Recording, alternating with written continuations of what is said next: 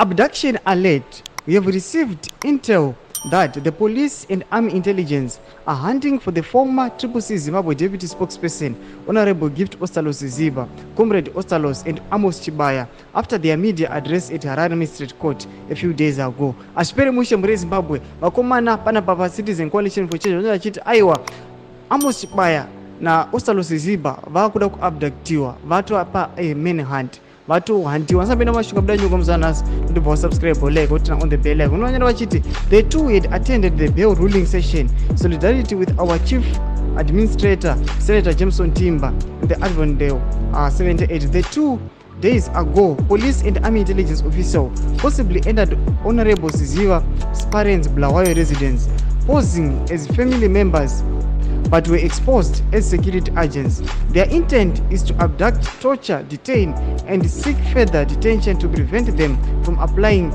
for bail. The regime is in panic mode, assuming the duo is planning a protest ahead of the upcoming Sadc summit. We are not yet free in Zimbabwe, but as Father Zimbabwe, the late Dr. Joshua Nkomo would say, this country will never die. The young people who save it. Thomas Waruba pana zvinzi aiwa vakomana vaviri vada ku abductiwa. Zvinzi aiwa vada kuti vangonyangariswa vanzvenge bail. Vakomana ava varunyanya kutsvagiwa nawe kunzi aiwa pamwe vada kuplana protest pa Sadc summit. Zviuze mafungiro enyu pena comment section medu. Subscribe, like, turn on the bell icon.